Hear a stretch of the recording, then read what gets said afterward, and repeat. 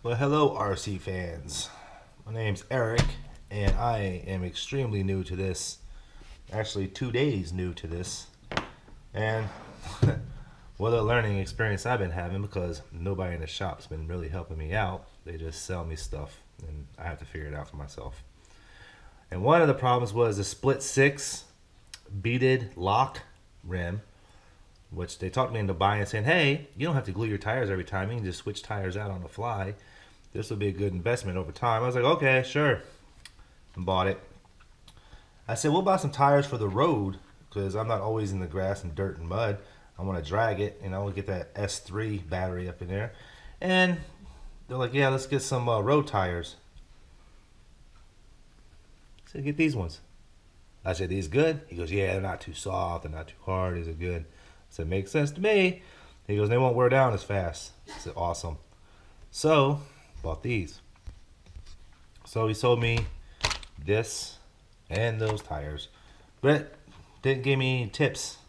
I came home, I realized it just wasn't sitting right, and I was like, dang, that's not cool. So you have to wind up modding these tires a little bit, cutting them up. So this is the split 6 beaded hub package. So I move that to the side. This is the deal with a tire. When you flip it in, you see those fins? They hamper the ability to make these things fit snug. So I turn inside out, take out the rubber foam. I'm not gonna cut both sides. Just gonna cut the one side that's closest to the inner part. Just snip them away. So the first step, I'm just gonna go all the way around the tire.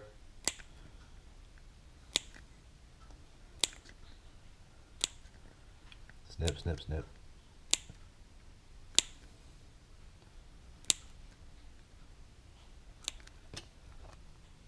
And of course you do want to be careful because you don't want to cut through the tire.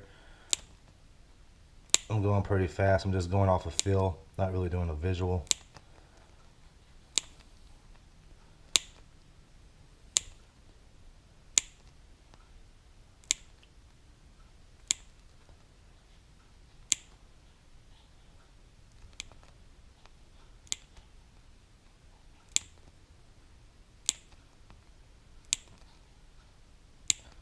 And I can feel how much pressure I'm putting because my finger's on the inside of the tire and I can feel the pressure.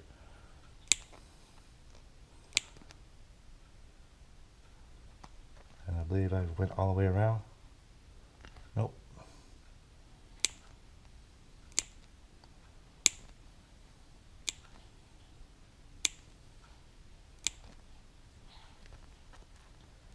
Alright, so then I work my way on the inside.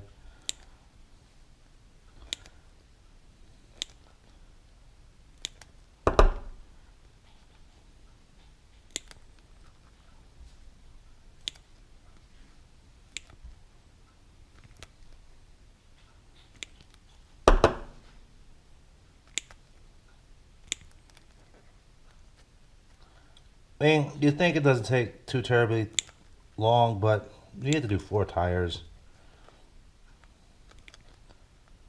It gets really tedious. And I'm always impatient. I always want to see the end results.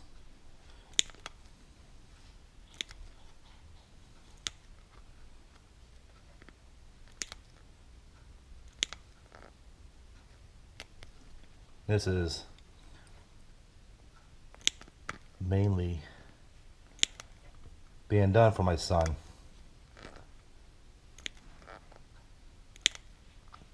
Yep, gotta get him out of the house in the millennium generation. Couch potatoes gamers.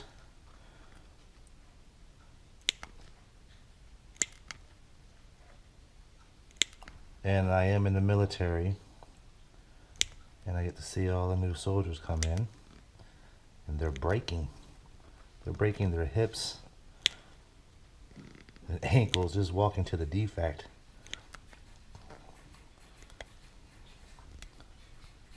Because of their bone density. That looks fairly okay. Just the one side. You could. I mean, maybe I could do this real quick. Didn't really want a long video. There's some peaks. You can see some peaks. If you see some peaks, you can get rid of them. But I did a decent job on the angling when I cut them out, so I ain't got no peaks on this one. But on previous ones I did, and I had to go back around. So put the tire back, clean up the mess. A little fastidious. Fastidious means neat and clean. Boom. Sponge back in.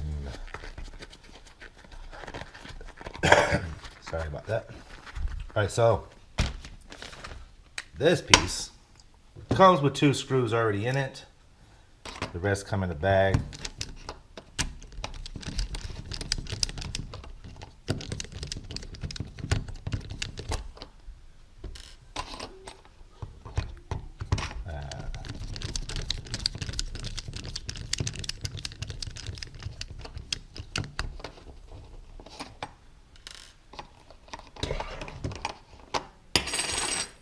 Ooh, 3 pieces. All right. So I don't believe on this one, these particular tires, you have to cut the sponge at all. It doesn't seem to be getting in the way. But I guess I'll find that out too. So now it's time to put the tire on the rim.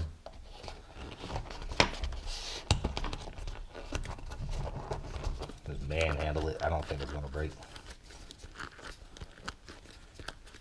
Alright, so when you flip it over, you need to grab the tire and completely cover the back of the rim. Just grab the tire, not the sponge.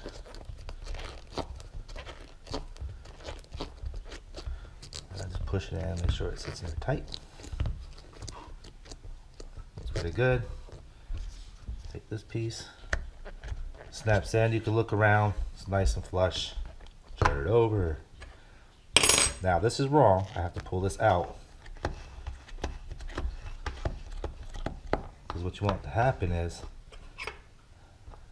this red rim type thing needs to sit on the tire. Because when you tighten it, it's going to push down on the tire.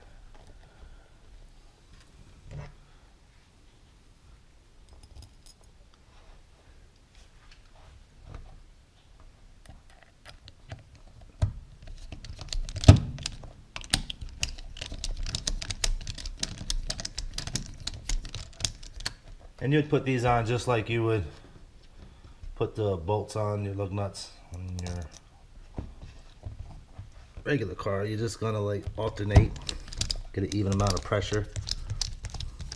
Just get the screws in far enough now just to hold it in place.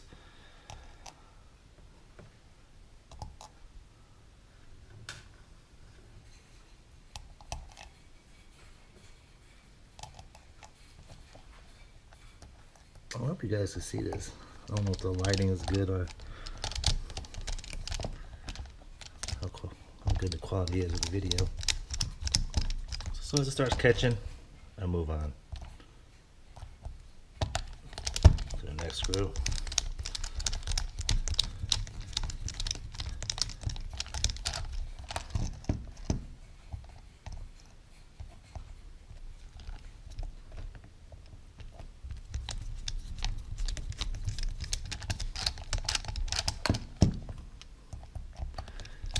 And you tighten them down to just right when it starts to go snug.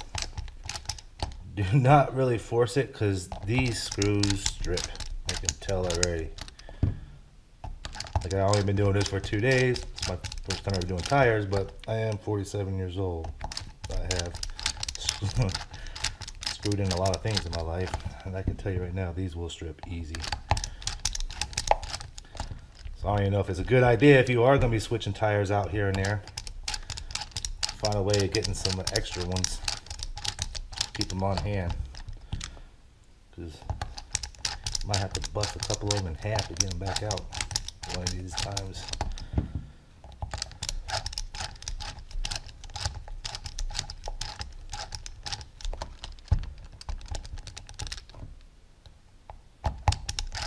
And I believe you can put some silicone in there as well, just to help seal the deal here, but I'm not going to.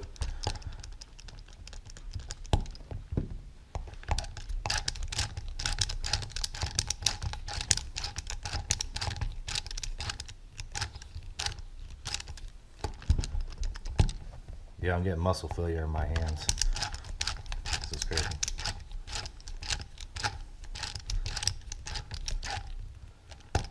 But you guys get the point. So now all 4 of them are done. And then when I burn the rubber down to nothing, use the same rims, put new tires on them. And that's how you do it. You guys enjoy your RC cars. Good night.